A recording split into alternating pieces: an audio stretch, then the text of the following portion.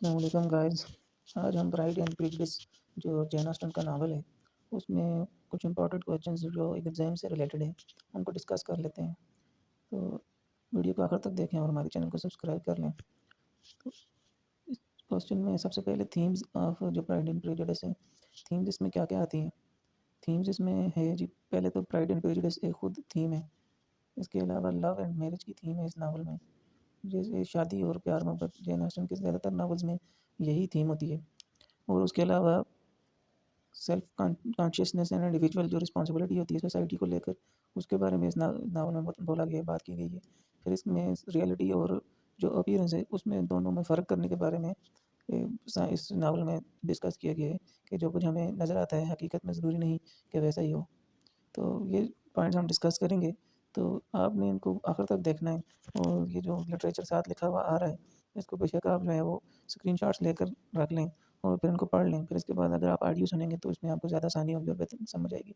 इसके अलावा ये जो है इन क्वेश्चंस को थोड़ा सा अगर आप मोल्ड करके देखें तो मुख्तलिफ क्वेश्चंस भी बन सकते हैं। जैसे अगर हमने मैरिजेस के बारे में और गुड और बैड मैरिजेस जो होती हैं उनके बारे में भी यही क्वेश्चन अप्लाई हो सकता है। आयरनी जो है उसके ऊपर भी अगर क्वेश्चन आता है तो फिर आप यही आंसर लिख सकते हैं। प्राइड एंड प्रेजुडिस के बारे में आता है या फिर फर्स्ट इंप्रेशन के बारे में आता है तो आप ये लिख सकते हैं। चलिए नाउ हम स्टार्ट करते हैं इसको। Jane Austen has rightly been described as a writer of domestic novel. Theme in her novels are although domestic, yet she has been to universalize them. Jane Austen के जो नावल होते हैं वो बिल्कुल आम से घरेलू टाइप के होते हैं, लेकिन उनकी जो थीम्स होती हैं वो उनको फैला देती हैं और पूरी जैसे कायनात पे फैला दिया जाता है, यूनिवर्सल होती हैं वो। There is nothing philosophic in her novels to give them depth, nothing overly romantic to save them from being mundane and earthly, and no crimes or suspense to make them exciting. इनके novels में कोई भी इतनी कोई फ़लसफ़ाना philosophy की बातें नहीं होती और ना ही कोई गहराई होती है। इसमें क्राइम सीन भी नहीं होते हैं जो इसको बहुत ज़्यादा दिलचस्प बना दें। बिल्कुल एक नॉर्मल से सोशल से इश्यूज़ पे ये बात करती हैं। The opening sentence of Pride and Prejudice can be taken as the theme of her two 6 novels. इस नावल की जो ओपनिंग लाइन ही है वो प्राइड एंड प्रेजुडिस के अलावा बाकी जो 5 नावल हैं जैन ऑस्टन के, उन पे भी ये अप्लाई होती हैं, यानी लव एंड मैरिज के बारे में। It is truth universally acknowledged that a single man in possession of a good fortune must be in want of a wife. It is a comically ironic statement implying that a single man in possession of a good fortune must be target of all the unmarried women who are looking for husbands. इस statements को अगर आप देखें, ये जो quotation novel से ली गई है, ये बिल्कुल आयरॉनिकल है। यानी जैसी हमें नज़र आ रही है ऐसा होता नहीं है। जैसा बोला गया है इस नावल में, असल रियलिटी में ऐसा तो नहीं होता कि जो हस्बैंड्स हों वो वाइफ्स की तलाश कर रहे हों, या वाइफ्स जो हैं हस्बैंड की तलाश कर रहे हों। बल्कि असल में रियलिटी में ये होता है कि जो वाइफ्स होती हैं, जो औरतें होती हैं, लड़की होती हैं, वो अपने लिए स्टेबल हस्बैंड्स तलाश कर रही होती हैं। The statement also introduced the subject, the theme of the romantic novel, which is courtship and marriage. The events in Pride and Prejudice follow the dictum. इस नावल में भी जो है मैरिजेस के बारे में बताया गया है, ज़्यादा बात हुई है। The arrival of Charles Bingley, a young man with a fortune at Netherland park, sends the neighboring Bennet family into a flurry of excitement. Charles Bingley की जो आमद होती है नेथरफील्ड पार्क में, बेनेट फैमिली में हलचल सी मचा देती है। Mrs Bennet with 5 marriageable daughters hopes to arrange a match between the eligible suitor Charles Bingley and any one of her daughters. Mrs Bingley जिनकी 5 बेटियां हैं, वो चाहती हैं कि उनमें से किसी एक की शादी बेंगले से हो जाए। After the customary introductory visit, there is occasion of ball, from which proceeds the Jane Bingley love story as well as the story of Elizabeth Prejudice and Darcy's Pride, which keep them apart initially until they come closer gradually and eventually marry at the end. ये जो इनकी customary तारुफ के बाद जो है वो आम से रवायती तारुफ के बाद जॉर्ज बेंगली और जैन की जो मुलाकात होती है, लव स्टोरी इनकी इसी से शुरुआत होती है। और इसी जो पार्टी होती है, डांस पार्टी में एलिज़ाबेथ और डार्सी की भी कहानी शुरू होती है, जो पहले तो प्रेजुडिस और प्राइड से जन्म लेती है और आखिर में इनकी शादी भी हो जाती है। प्रेजुडिस का मतलब होता है, आपको पता ही है कि पहले से कोई राय काम करना किसी के बारे में, जबकि प्राइड का मतलब कोई मतकबर शख्सियत है। Marriage was an important social concern in Jane Austen's time, and she was fully aware of the disadvantages of remaining single. Marriages जो शादियाँ होती थीं जेन ऑस्टन के टाइम में, वो बहुत ज़्यादा ज़रूरी मानी जाती थी और किसी भी औरत को सिंगल रहना उस टाइम में बड़ा ही नुकसानदेह होता था। जैसे शार्लेट लुकास के कैरेक्टर से शो होता है, जो कॉलिंस के साथ शादी करती है, वो सिर्फ फाइनेंशियल सिक्योरिटी के लिए और स्टेबिलिटी के लिए उससे शादी करती है। इस कोटेशन को भी आप याद कर लें और ताकि क्वेश्चन में आप लिख लें, I am not romantic, you know, I never was, I ask only a comfortable home, and considering Mr. Collins' character, connection, and situation in life, I am convinced that my chance of happiness with him is as fair as most people can boast on entering the marriage state. So, the novel of Jane Austen. especially Pride and Prejudice, dramatized the economic equality of women, showing how women had to marry sometimes only in order to gain some financial security. In pride and prejudice के novel में खासकर जो है Jane Austin हमें बताती हैं कि औरतें किस तरीके से सिर्फ फाइनेंशियल सिक्योरिटी हासिल करने के लिए शादी कर लेती हैं. In Pride and Prejudice, Jane Austen has given a contrast between good marriages and bad marriages. One bad marriage in Jane Austen's view is the marriage based on economics, such as the contracted by Mr. Colin and Charlotte Lucas. As a result of Charlotte's need for financial security, she is willing to destroy her own life by linking herself to a pompous ace. Jane Austen के नज़रिए के मुताबिक जो economic या माशी हालत की वजह से शादी की जाती है वो बैड मैरिज होती है. जैसे कि मिस्टर कॉमिन और शार्लट लोकास के केस में है कि शार्लट लोकास जो है वो सिर्फ फाइनेंशियल सिक्योरिटी के लिए एक बेवकूफ़ आदमी जो पोम्पोस है जो कॉलन से उससे शादी कर लेती है. Such a marriage based on mere calculations without love and without compatibility of mind is condemned by the author. इस चीज़ को उसने निशाना बनाया कि इस तरह की शादी नहीं करनी चाहिए. The second bad marriage is marriage based on such superficial qualities as sex, appearance, good looks, and youthful vivacity. The runaway marriage of Lady and Wickham. जैसे लेडी और विकम ने भागकर शादी की है, इस चीज़ को भी उसने निशाना बनाया है कि ज़ाहिरी खूबसूरती, गोल्ड लेग्स और सिर्फ जो जिनसी ताल्लुकात हैं, उसके लिए शादी करना भी कोई अच्छी बात नहीं है और इसको भी उसने बैड मैरिजेस कहा है. The passion between the unprincipled rake Wickham and the fighty lady is bound to cool in their unhappy married life. Mutual toleration is nearest approach to affection that can be expected. यानी ये जो लड़ाई झगड़े वाली lady है और अनप्रिंसिपल जो बेअसूल किस्म का विकम है, इन दोनों की शादी एक मुफाहमत के तरीके से ही चल सकती है और ये एक दूसरे को बर्दाश्त करके ही ज़िंदगी गुजार सकते हैं, वरना इनकी शादी कामयाब नहीं होगी. A less obvious example of this kind of marriage is the marriage between Mr. Bennet and Mrs. Bennet. Undoubtedly, they were once attracted to each other very much, as Lydia and Wickham were. Even at this stage, Mrs. Bennet is much like Lydia in her silliness and shallowness. इसी तरह की शादी को वो Jain Austin जो है compare करती है मिस्टर बेनेट और मिसेस बेनेट की, क्योंकि मिसेस बेनेट जो है वो भी इसी तरह की बेवकूफ़ और बिल्कुल ही लाउबाली किस्म की औरत थी अपनी जवानी में और मिस्टर बेनेट ने उसको पसंद किया था. Mr Bennet was allured to her physical charms and was blind to her nonsense. उसने उसकी ज़ाहिरी खूबसूरती को देखा और उसकी बेवकूफ़ी को नज़रअंदाज कर दिया. The Bennet marriage ends in mutual forbearance with Mr Bennet confirming himself to the library. जो मिस्टर बेनेट हैं वो अब अपने आप को लाइब्रेरी की हद तक महदूद रखते हैं और बर्दाश्त करते हैं मिसेस बेनेट के वजूद को अपनी ज़िंदगी में. The marriage of Elizabeth and Darcy can very easily be regarded as a good marriage. It is neither based on share product nor is totally disgraceful of prudence. इनकी जो शादी है एलिजाबेथ और डार्सी की, ये एक गुड मैरिज की मिसाल है जैन ऑस्टन के मुताबिक, क्योंकि ये वक्ती उभार की वजह से नहीं हुई बल्कि बिल्कुल सोच समझ कर उन दोनों ने आखिर तक जांच पड़ताल कर एक दूसरे से शादी की है. द प्रोटोगनिस्ट जो इसका कहानी के मेन किरदार हैं डार्सी और Elizabeth at first fall into grief of hatred. पहले पहले वो एक दूसरे से नफरत करने लग जाते हैं, but after evaluating themselves and each other they come to the conclusion that they can make a good couple. लेकिन एक दूसरे को जब वो अच्छी तरीके से जान लेते हैं तो फिर वो समझ जाते हैं कि वो एक अच्छा जोड़ा बन सकते हैं. So by the contrast, Jane Austen shows that marriage is not the product of mere good passions. In fact, esteem, good sense and mutual affection are the right ingredients of successful marriage. तो इन जो मतज़ाद चीज़ें हैं यानी bad marriage और good marriage की जो इसने बातें बताई हैं, जैन ऑस्टन के मुताबिक इसमें जो है कामयाबी की असल वजह जो है गुड अच्छा बर्ताव और म्यूचुअल अफेक्शन एक दूसरे को जानना है, यानी एक दूसरे के बातिन को जानना है, ना कि सिर्फ ज़ाहिरी हालत को मुतासर होना. For the purpose one must be able to see through affectation deception and hypocrisy. इसके लिए इंसान को चाहिए कि वो मुनाफिकाना रवैये से दूर रहे. One should not be victim of flattery and shall not be carried away by opinion of others.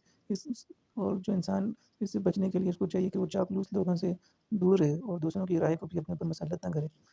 The coming together of true minds depend upon their knowledge of themselves and each other. यहाँ से अब novel की जो अगर आप इसको गौर से देखें तो सेल्फ अवेयरनेस के बारे में भी सेल्फ कॉन्शियस के बारे में यहाँ से थीम का आगाज़ हो रहा है कि इंसान दूसरों की राय को अपने ऊपर मुसल्लत ना करे बल्कि वो अपने बारे में जाने कि वो खुद किस किस्म का इंसान है और क्या चाहता है दूसरे से. Marriage based on mere passions or superficial qualities as sex, appearance, good looks and youthful vivacity or economics are based on silliness and shallowness is a bad marriage. यानी कि ज़ाहिरी हालत से और खूबसूरती से मुतासर होकर जो शादी की जाती है या अपने माशी हालात को बेहतर करने के लिए बेवकूफ़ और बेजोड़ शादियाँ जो हैं वो बेजोड़ शादियाँ जो हैं वो बैड मैरिजेस के खाते में थी. Jane Austen held the view that there was an organic unity of society and individuals. Jane Austen के ख्यालात में जो फ़र्द है वो पूरे माशरे की इकाई होता है. The individual must subordinate his feelings and needs to be larger purpose of society. एक फ़र्द को चाहिए कि वो जो अपनी ख्वाहिशात को नीचे रखे और माशरे की तकमील के लिए जो है ना उसको अपनी ख्वाहिशात को दूसरे नंबर पर रखना चाहिए. Even love is social act. Love and marriage is are first of all important to members of the immediate family, but their influence spread out to the others as well. क्योंकि जो एक फ़र्द है उससे और एक जो ख़ानदान है उसी से ही माशरा बनता है. तो ये जो लव है, जो मोहब्बत है, ये भी क्या है, एक माशरे का अमल है एक। तो इसी से अगर इसकी वजह से पूरा माशरा तबाह भी हो सकता है और खुशहाल भी रह सकता है। For instance, the elopement of Lydia has the effect of running others by the selfish, passionate and irresponsible act of individual। जैसे कि लिडिया और विक्रम के केस में, जैसे लिडिया अगर उससे भागकर उसने शादी की है, तो उसकी वजह से क्या होगा, दूसरे लोग, माशरे पर भी इसका असर पड़ेगा और लोगों में खुदगर्जी और irresponsible जो गैर जिम्मेदाराना रवैये हैं, वो उनको फ़रोग़ मिलेगा। Underlying the basic theme of marriage there is a larger theme of appearance and reality. ये सिर्फ मैरिजेस की अगर हम थीम को से हटकर देखें, तो इसमें अपीयरेंस और रियलिटी की भी एक थीम हमें नज़र आती है। A good marriage is based on mutual love, respect and understanding. This requires the knowledge of oneself and other। किसी भी शादी को अच्छा बनाने के लिए इंसान को अपने बारे में जो है ना, वो बहुत अच्छी नॉलेज होनी चाहिए। यानी दो फर्द जब उसमें कपल की सूरत में, तो हर एक को अपनी खामियों और खूबियों के बारे में पता हो। This theme of fully knowing one's mate before marrying is linked to the theme of appearance and reality। Elizabeth misunderstands Darcy's pride and becomes prejudiced against him। जैसे कि एलिज़ाबेथ ने डार्सी के प्राइड, जो उसके तकब्बुर को गलत समझा, यानी उसकी मिसअंडरस्टैंड किया और उसके खिलाफ एक राय कायम कर ली अपने दिमाग में। Whereas she is unable to realise and properly जज the wicked and full personality of Wickham due to mere appearance.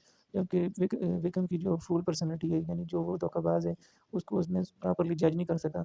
हालांकि रियलिटी में वो एक धोखेबाज इंसान था, लेकिन ज़ाहिर हालत उसने बनाई हुई थी बहुत ज़्यादा, जैसे कोई हमदर्द इंसान है। She even begins liking Wickham for his charming personality and excellent manners. वो जो एलिज़ाबेथ है, वो विकम की चार्मिंग पर्सनैलिटी जो है उसकी, और उसके जो आदाब और अतवार थे, उससे उसको पसंद भी करने लगी थी। But the fact of the matter is that Darcy is a generous person but Wickham is a fraudulent. हालांकि असल में डार्सी जो है वो बहुत ही मेहरबान इंसान था, जबकि विकम एक फ्रॉड था। So Elizabeth misconstrues so Elizabeth misconcepts about the reality. Besides Elizabeth, there are other characters who fail to distinguish appearance from reality. Lydia is overcome by the appearance of Wickham। Elizabeth के अलावा बाकी किरदारों में भी ये reality को समझने की जो सलाहियत थी, वो इतनी बेहतर नहीं थी जैसे लिडिया ने विक्रम के मामले में किया। Mrs Bennet and her younger daughters are excited by the appearance of man of uniform, not bothering about reality. Mrs Bennet और उनकी जो बाकी बेटियां हैं, वो भी वे फ़ौज में जो लोग थे, यूनिफॉर्म में जो लोग थे, उनके बारे में बहुत ज़्यादा एक्साइटेड थी, पुरजोश हो जाती थी। हालांकि हकीकत के बारे में वो जानते नहीं थे। Lady Catherine is unable to see the true worth of Elizabeth. Lady Catherine जो है, उसने भी एलिज़ाबेथ की हकीकत को नहीं जाना। Mr Bennet for all the appearance is a man of intelligence, actually lacks a real moral sense and has no responsibility towards the daughters. Mr Bennet जो है, वो भी ज़ाहिरी तौर पे बहुत ज़्यादा अक्लमंद अपने आप को समझते हैं, लेकिन अपनी बेटियों के मामले में वो भी गैर ज़िम्मेदार थे। Mr Collins do thinks that Elizabeth's rejection of proposal is only a manifestation of feminine kindness and does not realise Elizabeth's honesty. Mr Collin भी जो है, वो एलिज़ाबेथ के इनकार से समझते हैं कि ये औरत की मगरूरियत है, और उसने एलिज़ाबेथ की ऑनेस्टी या सच्चाई को नहीं पहचाना। दस the pride and prejudice exemplifies the theme of distinction between reality and the appearance. तो प्राइड एंड प्रेजुडिस से ही हम एग्जांपल के तौर पर अगर लें, तो इसकी वजह से ही इंसान जो है, वो रियलिटी को नज़रअंदाज कर देता है और अपीयरेंस को, जो उसको दिखाया जाता है, उसको मान लेता है, यानी अपनी राय कायम कर लेते हैं। Jane Austen traces the importance of upbringing on her character। She shows that Mr. and Mrs. Bennet were not proper parents। अब यहाँ से अगर आप इस पैराग्राफ को देखें, तो आर्ट ऑफ कैरेक्टराइजेशन जो है, क्वेश्चन आता रहता है बहुत बार एग्जाम्स में, उसमें भी आप भी लिख सकते हैं कि जैन ऑस्टन जो है, वो अपने किरदारों को बतदरीज शुरू से लेकर आखिर तक उनमें बेहतरी लाती जाती है, यानी उनको डेवलप करती है। She shows that mister and Mrs Bennett were not proper parents. वो मिस्टर एंड मिस्टर बेनेट की जो बताती है किरदार के बारे में, कि वो एक अच्छे वालिदैन के तौर पर नहीं सामने आए। The father was indifferent and the mother stupid. जो ये दोनों भी जो हैं, बेवकूफ़ थे। Mr Bennet's complete detachment from all the household affairs results in the elopement of Lydia. Mr Bennet जो घर के सरबराह होने के बावजूद, उन्होंने घर की जो है ऊपर इतनी तवज्जो नहीं दी, और उनकी छोटी बेटी लिडिया, वो भाग गई कर शादी कर ली। Catherine and Lydia constantly visit their aunt, Mrs. Philip, who is as vulgar as her sister, Mrs. Bennet। She even encouraged their passion for regimentals। Mrs Bennett की जो बहन थी, मिसेस फिलिप, उसने उनकी बेटी को बारह भागने के लिए, and they are always seeking the company of officers. Mr Bennet must be held partly responsible. He has done nothing to check them and he does not know anything। Mrs. Bennet attitude is not only non-serious but she also share their taste। Mrs Bennett का जो रवैया बिल्कुल एक गैर जिम्मेदार और बिल्कुल ही गैर संजीदा था अपनी बेटियों के बारे में, बल्कि वो उनके अंदर इस तरह के जज्बात खुद पैदा करती थी कि वो गलत हरकत करें। जैसे ये कोटेशन भी है, I remember the time when I like the red coat myself very much and indeed so I do still at my heart. जैसे उनके वो कहती हैं कि मुझे भी वर्दी वाले लोग बहुत पसंद थे, और अभी भी मेरे दिल में उनके लिए कुछ ना कुछ है। The theme of the effect of upbringing is not confined to the Bennett family. Darcy's pride is also a part of his parents' wrong instruction to him.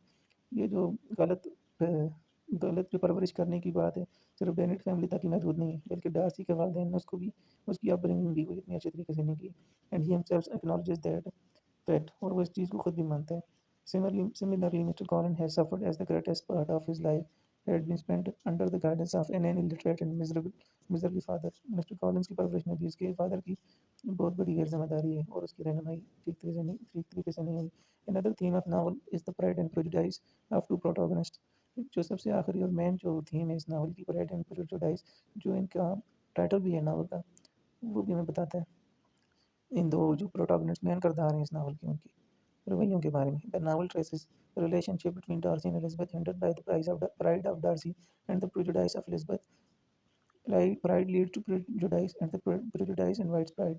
यानी जो तकब्बुर होता है, जब मगरूरियत होती है, उसकी वजह से हम कोई राय कायम कर लेते हैं, और जब हम राय कोई अपनी कायम कर लेते हैं तो फिर जब उस पर हम डट जाते हैं तो फिर वो हमारी तकब्बुर का बायस बन जाता है कि हम अपनी राय से पीछे नहीं हटना चाहते। ऐसे ही केस एलिज़ाबेथ और डार्सी हैं, इनके केस में हुआ। In fact both Darcy and Elizabeth are proud as well as prejudice. दोनों जो हैं, डार्सी और एलिज़ाबेथ, दोनों ही मगरूर भी थे और जल्द राय कायम करने वाले भी थे। Elizabeth's prejudice stems from her wounded pride at the humiliating and proud attitude of Darcy at the hall. जो एलिज़ाबेथ ने अपनी राय कायम की, जो प्रेजुडाइज की हुआ उसने, वो क्योंकि डार्सी ने जो ह्यूमिलेटिंग बिहेवियर उसके साथ किया उसकी वजह से हुआ। Her feelings are injured by Darcy's pride in dismissing her as a tolerable running victim's prospects and interfering with Jane's happiness. Self knowledge is another theme of the novel. Self knowledge अपने बारे में इल्म है, वो भी इस novel की एक थीम है। Darcy and Elizabeth are unable to assess themselves. शुरू में एलिज़ाबेथ और डार्सी ने अपने बारे में कुछ इतना सही नहीं समझ सके कि उनको किस तरह का बंदा या पार्टनर चाहिए। They keep on extending their prejudice against each other. वह एक दूसरे के बारे में राय कायम करने में बढ़ चढ़ कर करते रहे, but never try to go deep into their own mind as well as their relation. लेकिन अपने बारे में उन्होंने कुछ भी नहीं सोचा और अपने ताल्लुक के बारे में भी। Darcy thought low of Elizabeth, but the manners of Lady Catherine forced him to believe that refinement of manner is no monopoly of elite, or the depravity of bane of the law. लेकिन जो lady Catherine D ब्रोव है, उसके behaviour से Elizabeth को पता चला कि जो एलीट की मोनोपोली है, जो उनकी ज़्यादादारी है, वो मैनर्स में नहीं है, बल्कि जो आम लोग हो सकते हैं वो भी बहुत ज़्यादा मैनर्स वाले हो सकते हैं। Elizabeth was mortified by Darcy's remark about her family, but when she went deeper into the reality, she came to know that no one was plain in her family. Elizabeth को Darcy के जो remarks थे उसकी family के बारे में, ख़ानदान के बारे में, वो शुरू में बहुत बुरे लगे, लेकिन बाद में उसने खुद जाना कि वाकई उसके ख़ानदान के लोग ऐसे ही हैं। So one can easily say that self-knowledge is also one of the theme in the Pride and Prejudice. अब हम इस नावल के जो पॉइंट्स हैं, रिमेंबर वो आप देख लें। एक, love and marriage constitute the best theme of all the 6 novels of Jane Austen. इसके अलावा जो Jane Austen through different couple present a contrast between good marriages and bad marriages. फिर इसमें एनालिसिस करती है Jane Austen success and failure of marriages. और फिर चौथे नंबर पे need of self consciousness and individual responsibility to society, इसके बारे में बताया जाता है। और पेरेंट और ओपिनियंस और रियलिटी के बारे में बात होती है फिर प्राइड एंड प्रेजुडिस की। Thanks for watching guys, keep in touch for more videos like this.